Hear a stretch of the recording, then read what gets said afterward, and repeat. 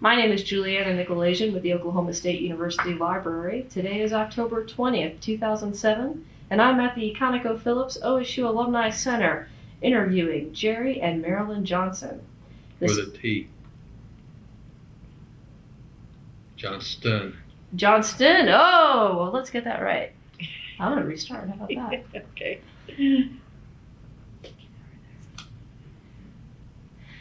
My name is Juliana Nykolaiszyn with the Oklahoma State University Library. Today is October 20th, 2007, and I'm at the ConocoPhillips OSU Alumni Center interviewing Jerry and Marilyn Johnston. This interview is being conducted as part of O State Stories, an oral history project of the OSU Library. Thank you for joining us today. You're welcome. All right, let's begin by having both of you tell us a little bit about yourself, where you're from originally. Let's begin with you, Marilyn. I was born in Blackwell, Oklahoma. I've always lived on a farm in the Braman area with my parents. I have two younger sisters. I went to country school until beginning my freshman year. Then I attended Braman High School, graduating from there in 1953. I went to Northern Oklahoma College, called Northern Oklahoma Junior College at that time, and have an associate degree from there. And then Jerry and I were married, and I came down to OSU then to attend college. He was already here, and went my junior year, and in my senior year, that's when our daughter was born, so I did not finish my degree. We went back to Braman, where he was associated in business with his father and Ed Johnston Grain Company, and that's where we still live. I went to work in the grain company in the early 60s because they just needed somebody to help, somebody that was dependable, and so it was one of those things that was supposed to be temporary that turned out to be full-time. And we had, after our daughter, we had a son, and both of them graduated from Braman, and both of them came to Oklahoma State and graduated from Oklahoma State, both in accounting. They're now living in Tulsa, working. In 1982, we sold the grain company, and my husband got interested in municipal government and became mayor of Braman, and that's pretty much been what we have done since that time, the last 25 years, being involved in municipal government. When we sold the grain company, I did come back to Oklahoma State and finished my accounting degree in July of 1984. So that was a rather difficult accomplishment, competing with all those young students. They were very determined, and so it was a great experience. I'm glad I did it then, because I don't think I would have what it takes now to be able to do that, but I am proud to have that degree, and so we're an OSU family. What a great accomplishment, and your blood definitely runs very orange. Jerry, where are you originally from? I'm originally from Braman, Oklahoma. I was born in Braman. I actually moved 2 blocks from where I was born. I was born at home. A doctor came up and delivered me, and I remember looking back through some records, and it cost $25 to be born back then. Wow. Spent my whole life in Braman, raised up in the country elevator business, and my father started in 1927. Spent my life there, just a fun little town, a old oil and agriculture town, and lots of very friendly, giving people, great church. Parents were both Christian, raised in a great church with a lot of loving people, and just the old ladies prayed for me and got me through till I was old enough to kind of hold my own with whatever I do. But just raised in a great small town community, and have been really, Lord's really blessed us. I've been able to do been active in municipal government since we sold our business, and was one of the first people who was ever president of the Oklahoma Municipal, first person from a small town that was ever president of the Oklahoma Municipal League first person from a small town who's ever mayor of the year for the state of Oklahoma. And so I've been very blessed to do a lot of things and currently serve on the Department of Environmental Quality Board for the state of Oklahoma. Serve off of that board on a national board, meets directly with the EPA, representing small communities. Just have served on school boards and hospital boards and church boards, and currently serve on probably 7 or 8 municipal type boards. So just really been blessed and blessed with a great OSU family, and have worked with people like Jerry Gill for probably 30 years, who's now retired, and just been really lucky for a small town person to have done all the things we've been able to do.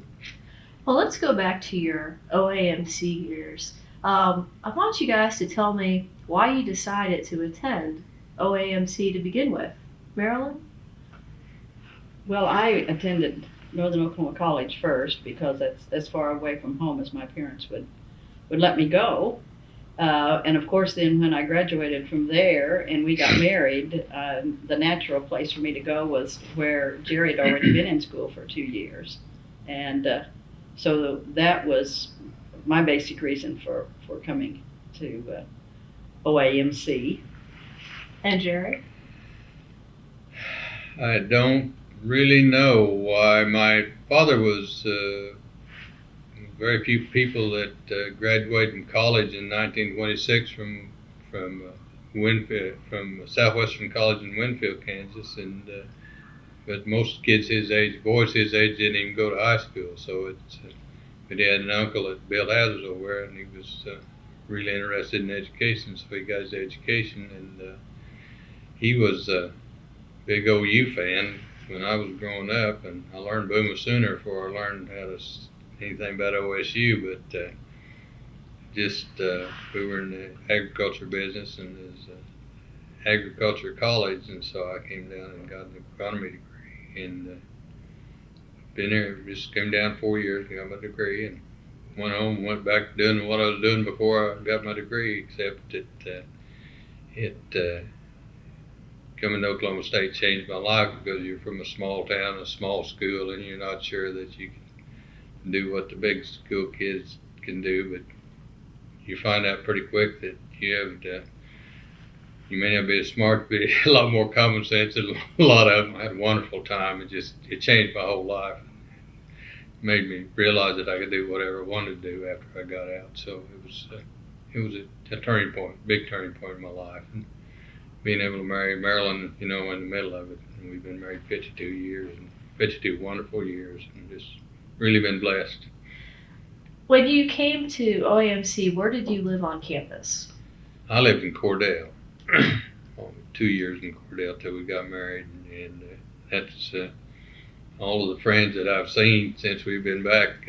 Mostly Cordell, a lot of them were agriculture, but it seemed like a lot of the agriculture boys lived in Cordell at that time, and so it's really a fun place to, a lot of good memories there. Did they have lots of social activities in Cordell? Quite a few things that we did and got involved in, and we were close to the stadium, and we got, from the upper windows you could watch the ball practice. All that's built in now, but it's all open. When we were going to school, and you could watch the football practice and stuff, and we were pretty active. I belonged to the Agronomy Club, sang in the symphonic choir when we first came down, because we had a really good music program in Braman, and enjoyed doing those things. And so we just had a fun time at college. We didn't have any money, but nobody else that we knew did, so it didn't make any difference. And we were fortunate enough that coming from a small town, you always had meat in the locker, so we'd bring down food, and we just had a good time. We had a lot of good friends that were our age, and they didn't have any money either, so for a quarter, you could go to the matinee on Saturday and see the movies, and so we just did fun things. I had a bicycle, and we walked a lot, and actually lived in an upper story of a double duplex, which is where the McDonald's is over on 6th Street now. So, but it was fun time, really fun time. at that time, was that kind of considered the outskirts of town? Or was it? It pretty well was. It's not mostly just houses on south of town at that time. And the campus was, it was a lot more open, a lot less, there wasn't hardly anything going out on west, which is really active right now. Marilyn, when you were here in those early days, what was your major? It was education, secondary education, English. And where did you have the majority of your classes? Oh, most of mine, there were some in the classroom building and at Old Central. I had a couple of literature classes there and an advanced grammar class. And, that was basically where my classes were. Were there Quonset huts on campus at that time? I was not in that area, so I don't, but I'm sure there were, because I can remember that people talking about because a lot of that was built when the GIs after World War II came back on the GI Bill, Mm-hmm. and a lot of those went up during that time to accommodate them. But I didn't have classes in any of those Quonset buildings. I had Chem Lab in the Quonset building when we were first here. And what were some of the other buildings on campus you had classes in? The classroom building was new then, and we had just classes kind of all over. It was before they built the new ag buildings and all those things, and we had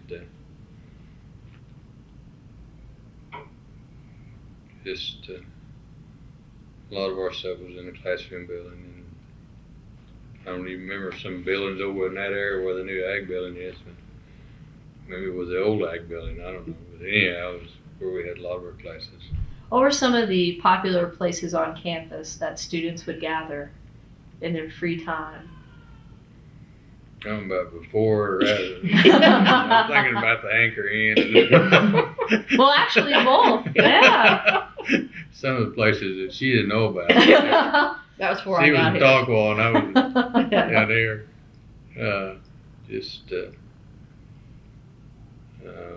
Really didn't have any money to spend on much thing. We just had a lot of fun on campus with people. I spent Cordell Hall was pretty noisy. We were on the ground floor, and I spent a lot of time in the library.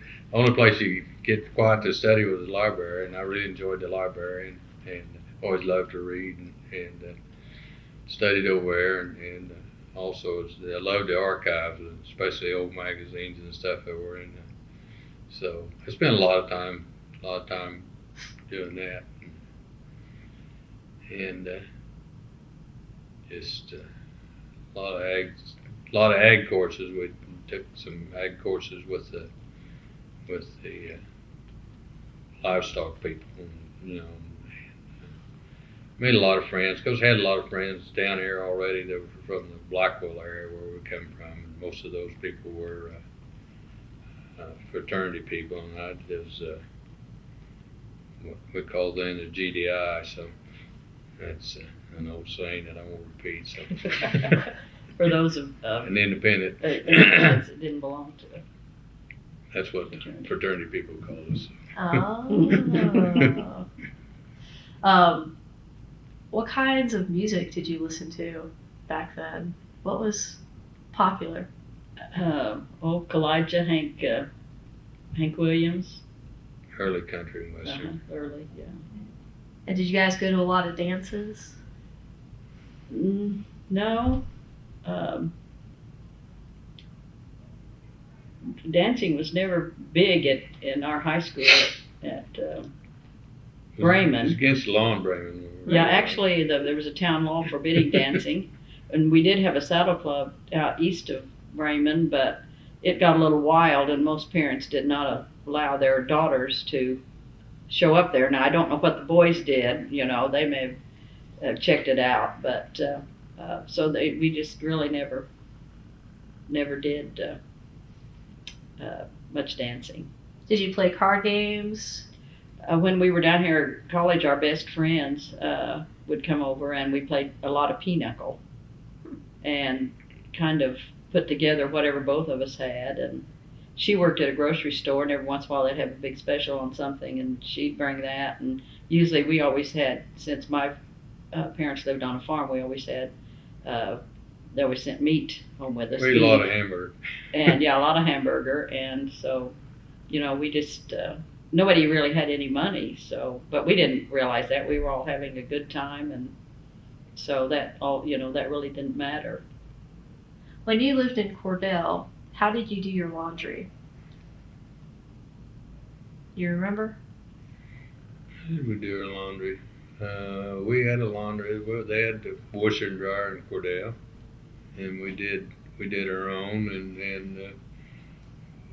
wore a clean, sturdy shirt. What was the dress like back then? Would you go to class in jeans and?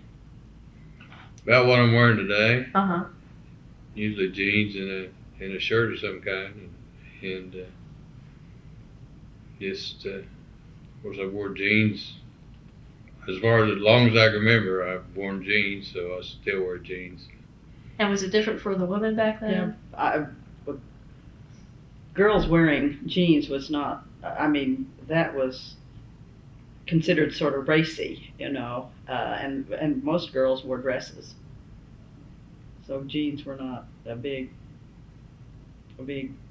deal, even for if you were like going on a picnic or anything like that, where you'd think that maybe that jeans would be more practical. That was still pretty much dresses. And how about sporting events? Did you attend many sporting events on campus? We attended, football games, basketball games. That was all. You had tickets for that, we had tickets for all the sporting events, and also tickets for two kind of entertainment events.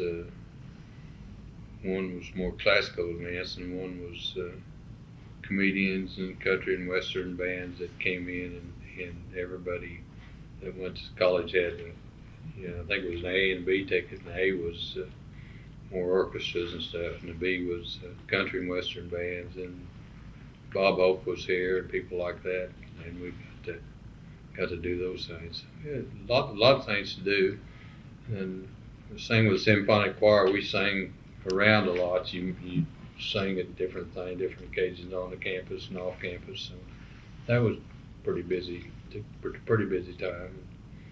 And then I wasn't done, but I was pretty lazy in high school, so I had to study a lot to catch up in college. So spent a lot of time with the books. Okay. Is there a place on campus that's special to you?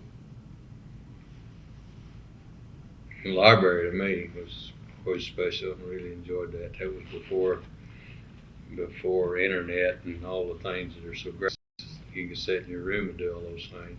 At that time you had to learn the Dewey Decimal System, learn how to find things in the library, but it was, the library was still, to me, it's still more fun because you could go find something, anything you wanted to look at, you could find it, because once you knew the system, it was all so easy to do. And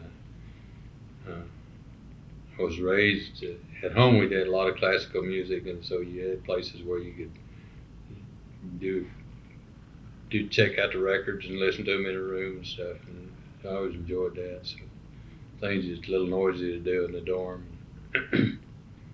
Now, Marilyn, you returned to OSU, graduating in 1984 with your degree in accounting. What was it like for you returning? What was the big driving force that made you want to come back to school? Well, because Jerry had a college degree and my two kids had college degrees, and I did not want to be the only one in the family without a degree. And then also I thought, since we sold the grain company, the big employer in our area was Conoco at Ponca. And I had been told that an accounting a degree usually meant $5,000 to $6,000 more on your paycheck a year if you had the degree. So I thought I would probably have to go back to work. So I thought, well, I didn't want, that would disturb me to be doing the same kind of work as the person next to me, and I was getting paid less. So that was one of my motivations. And it was a little tough to come back. You know, when you're nearly 50, you've been out of school for a long time. And by the time you get into your junior and senior level accounting courses, those kids are very serious. And so they're not in there to play, they're in there to work. So you've got a lot of competition. And they're, you know, really bright. So the time I was in school, I spent most of my time studying. When I was home, I was studying. And Jerry did quite a bit of traveling during that time, and most of the time I did not go with him because I needed to be studying to be able to try to keep up my grades. And and sometimes I got discouraged, and I'd come home and I'd say, you know, I don't have to do this. Why am I doing this? And he'd say, no, you can't quit. You got to stay in there. So I'd go back, and it'd be another week and then another week. Well, you know, as you went along, well, then you could begin to see that there was light at the end of the tunnel. And so I just stayed with it till I got through. I didn't take summers off or anything. I just went right through. And did you commute back and forth? I stayed with our daughter's advisor was Dr. Dan Badger, who was an Ag Econ professor here. And when our daughter told him that I was thinking about returning to school, he said, would she like to stay with Betty Jo and I? And so I came down and met them, and Betty Jo and I just hit it off just really great. And so they had a room kind of separated from the rest of the house, a bedroom and a bathroom, and so I stayed with them. And the first semester I was able to have classes on Tuesdays and Thursdays, so I'd drive down early Tuesday morning and go home Thursday afternoon. But then as I went on, I couldn't arrange my schedule, so I was down here pretty much 5 days a week. And so when I finished, of course, I was glad, but I was sad. Betty Jo and I had a little cry over it because, you know, we missed each other. And since Dan retired, and they moved on to the Washington, D.C. area, and every time we were up there, we always stopped to see them. And now they live in Charlotte, North Carolina, and we email back and forth and still keep up with each other. But, yeah, if it hadn't been for them, it would have been really, I would have felt really alone down here. But they're great friends, and I really appreciate I would come down some in the middle of the week because I knew she was lonely, and we'd sleep in a twin bed, which was interesting. Well, when I started in January of 1983, the first morning I woke up, of course it was dark. My class was at 7:30, and I lay there and I thought, why am I here all by myself? I could be home, you know. But and it was kind of dark and dreary that time of year, and so it was a little tough. But I was, you know, so glad to have that degree and to feel like it was a great accomplishment. Definitely. And I think if you want your kids to value something, it has to be valuable to you. So I just wanted to, you know, to really kind of make that a reality, so that would make them realize how important that you know, I valued education and how important I thought it was to them. Of course, by that time, that I graduated, both of our kids were through college, and I had our granddaughter was born in November before I finished that following July. And so one of the reasons I was so glad to get through was because I could spend some time with her. And she was our only grandchild for 5.5 years. And so she's the only granddaughter we have. And then she had a little brother, and then 4 months later she had a little cousin. So she kind of got a double whammy there when those two boys arrived and moved her out of center stage for a little bit. So she was queen of all she surveyed up to that time, you know. And one of the parts Marilyn didn't like was that when she was born, she was having tests and couldn't go, and I got to go to the hospital and see the baby. She was a day old before I got there. See the baby first. He'd never forgiven me that. Now, both of your children are OSU graduates. Yes, and our daughter-in-law also. Wonderful. And when they were growing up and getting ready to go to college, was OSU the logical choice? Did they not even bother looking at other places? Actually, they both went to Oral Roberts a year before they came over here, and we were in a family business, and our children were an active part of the business, and had earned lots of freedom because they were very dependable. And it was kind of a Restrictive environment. restrictive for them, and they really didn't. It just didn't work for them because you're kind of clustered over. You had to be at 10 o'clock at night, and there's somebody always telling you exactly what to do and what to think. And they actually said after they come back to Oklahoma State that they had a lot more love at Oklahoma State than they did over at Oral Roberts. But It was a much more Oral loving will really campus. appreciate that. But some of the things that happened at Oral Roberts are actually showing up today. You see in the news, so it wasn't all the glitters isn't gold. So. And kids can some of them anyway, can see through some of that pretty quickly. So anyway, they saw it quicker than we did. It was a good time in their life, and they've always been active religiously, and had a good, strong faith, and so that part didn't hurt. And we're very lucky to have been raised by Christian families and raised in a great, giving little church. It's still a very active church in the community that, for a little church, has just about. We actually have a Good Samaritan Fund, which is the top 10% of everything that's given to the church goes into a Good Samaritan Fund, and we have people that come through and have problems and get them in a motel room and fix their cars, and we have a pantry and we help single mothers help pay their bills sometimes, and do a lot of things that the church is supposed to do. Mm-hmm. It's not special, it's just what the Lord told you to do. So. Do you have a favorite faculty member, teacher, class that's just dear to your heart? More a favorite member that she's talking about that was actually kind of lined her daughter out and got her back on because it was demoralizing, I think, for our daughter to go to ORU, and so when she came here, Dr. Badger really was her advisor, and he really and Dan has done so much of that for so many young people that he is just he's just done so many good things for so many kids.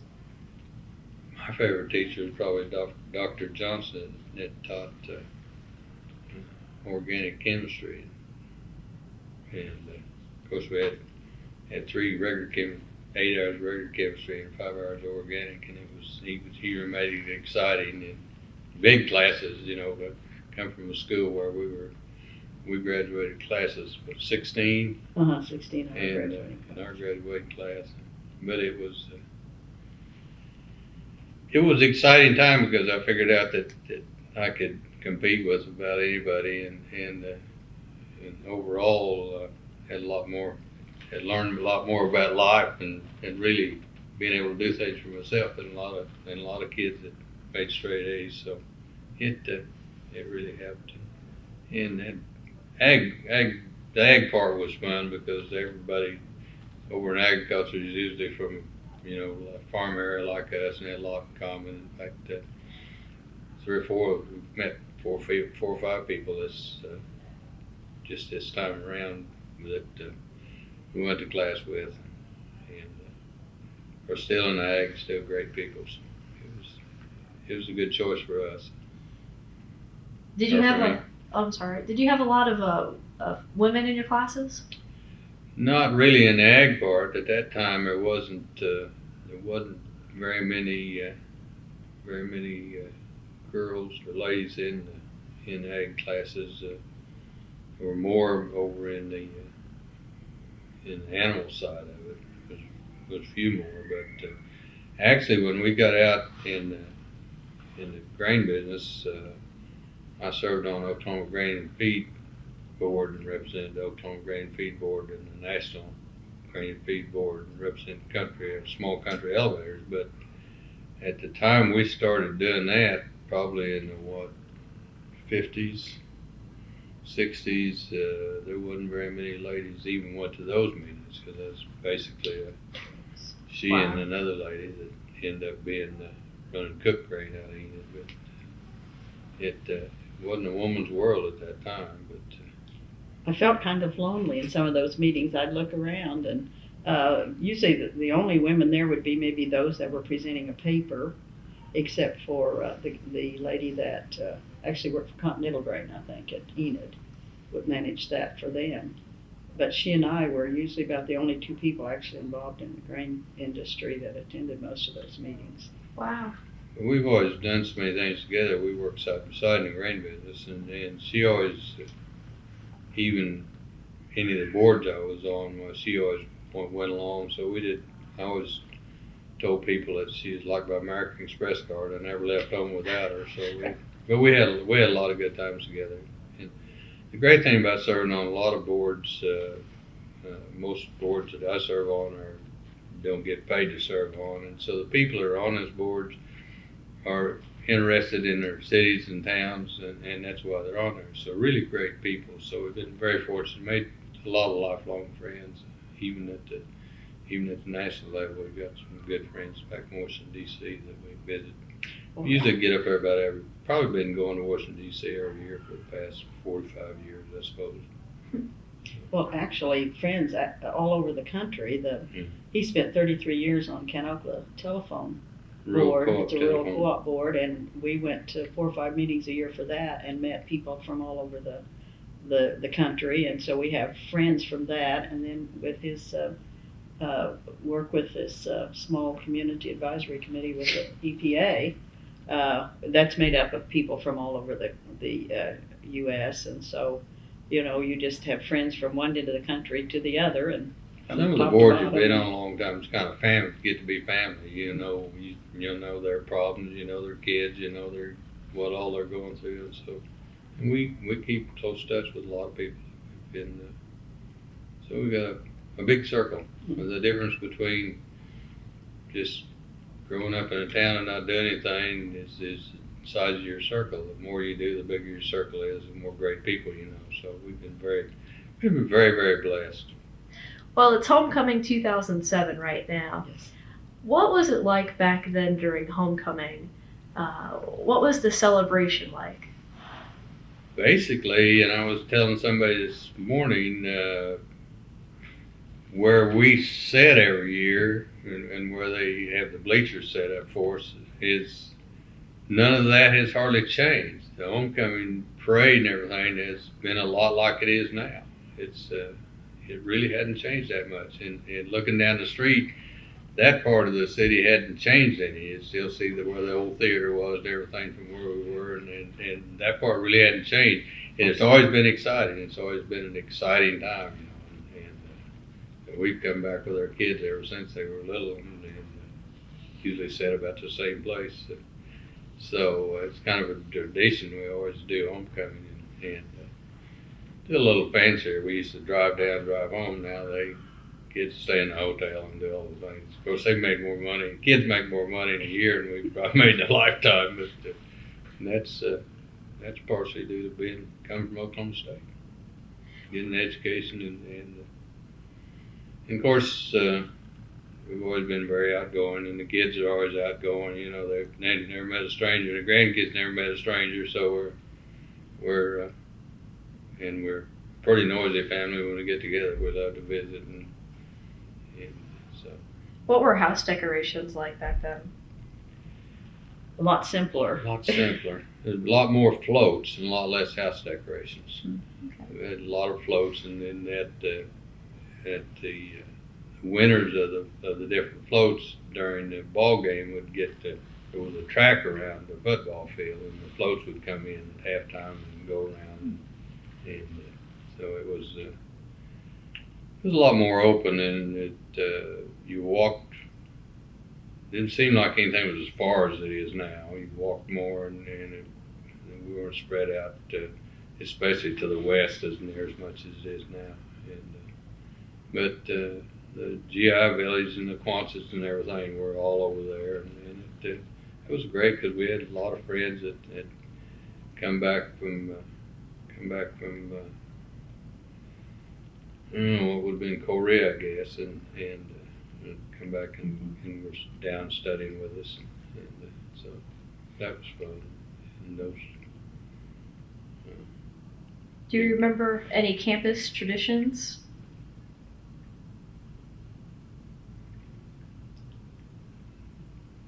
Was getting thrown in Theta Pond a big I was thing? going to say something to do with Theta Pond, but I can't remember. Yeah, I got thrown at Theta Pond, and my pants ended up back over to the dorm. It was quite a trip back across campus in my underwear. Oh, that's when they had the panty raids down here. I remember. I wasn't here when that's before I got down here. That was an interesting thing to be a bystander. How did that work? I've read a few things. Well, the guys thought it was their idea, but I think if the women hadn't thrown the panties down from their rooms, it wouldn't have turned into such a thing. It was, and then of course some of them were climbing up the walls and going into the rooms, and I think that's when the police decided that wasn't the proper thing to do. And it was more like a riot, you know. It was, and the petite, gentle ladies kind of caused that to happen. But the guys that all got in trouble. Did that happen every night? No, it just all happened in a 2 or 3 night period, and then it Got all worse as it over. went on, No, I it think. got all over. It just got blown out of shape. It's something different, and got way more press than it deserved, like everything does. It's good kids. We supported the Ag Econ department as scholarship for years and years, and here was probably 100 and so kids of the very, very finest, and no press, and one kid killed somebody or something, you get all the press. So the good kids is very seldom get much press, but there's still a tremendous amount of good kids around. So. What is it about Oklahoma State that sparks such loyalty in students and alumni? I think if you're down here, maybe even a year or two, it's a big family. It's I always think of Popeye the Sailor Man. We are who we are, and that's who we are, and we don't tend to be anything else. And I think it's great because most really sincere OSU supporters have graduated from OSU. While the other college supporters, I don't think some of them even graduated from high school. We see a lot of that in a rural town, you wear an OU t-shirt and an OU hat and you're an OU supporter, but basically the OSU people have graduated and they really support their school. Do you have anything you want to add to that? Well, I think there's just a feeling of loyalty, maybe, and I think there's maybe a more compassion, more caring, and I think that relationships maybe are deeper, more really good friendships, and I think people just feel ties, and I think there's a lot of probably concerned professors that students really feel have helped. And so I think they feel that OSU has really given them a step up and made some great things possible in their lives. And I think they just feel a loyalty and a responsibility to OSU for that. And at Braman, we probably have we have a pretty good percentage of people that go to college, and probably 75-80% of those people go to Oklahoma State, and we've had a lot of young people from Braman that's been the top 10 ag students or top 10 seniors, or so. It's I think it's a dead tradition where the people going know that these other people done these things and they can do these things if they just work hard. And so we've had I've got friends that I graduated with that's been in businesses all over the world and done really, really well. So you don't have to be from a Tulsa Jinx or something like that to do well. So we're just very proud of the school. What advice would you give to students today? Just go and learn and graduate and have a good time. And one of the things that I've always said, don't take yourself too seriously and enjoy people. The greatest thing in the world is the people. We just don't know how blessed we are to live in the United States and do what we're able to do here and everywhere and not worry about somebody shooting at you. Or we just don't realize how blessed we are. A lot of young people come back from Iraq and everything really realize that, and I think you're going to see a movement of realization when these kids get through with the war or whatever's going to happen, because they come back with a whole different idea of life and how great the United States really is. So, but we're just really, really blessed to live here and be able to do these things and stay involved. We're involved in Cowboys for Our Education, which is a lobby group for the school, and one of our state representative is a Braman boy, and he graduated from here. He's active with the college. So we've just been blessed to be able to do all the things we've done, and been blessed to be able to do them together over all these years, and really enjoy it. We still enjoy traveling. I probably go to, I suppose, at least 10 meetings a month. Probably go to Oklahoma City. Every month we have meetings, municipal government meetings in Oklahoma City. Marilyn, any advice for students today? Well, I would like to see students think about being involved in their communities when they graduate, because I think that you get out of life what you put in, and I think that the students, if they are willing to give of themselves to their communities, wherever, when they get out of school, wherever they go, whatever they do, I think that they need to think about being involved in their church and in their community.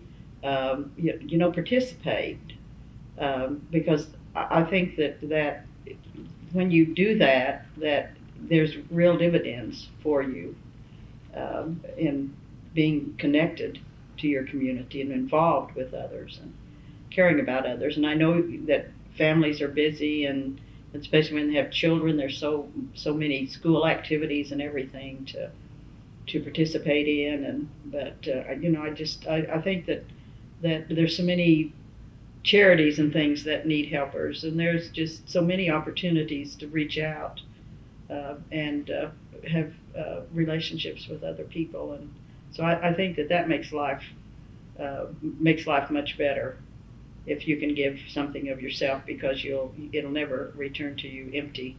It'll always be more than you give. So I just like to see young people keep that in mind and be involved. Is there anything you two would like to add that I have not asked you about today? Any final thoughts? I just think that a lot of our families don't understand how important to be close and work together, love one another, how important that is today. We have so many families that just don't work together, don't know how to work together, don't know how to be a family, and we're so blessed. Grew up in both of our families. Our parents had big families, and those families have been close. They're all getting to the age that they're all about gone, but those families were so close when we were growing up. The large, You had many cousins. many cousins, and they were all close, and Times together.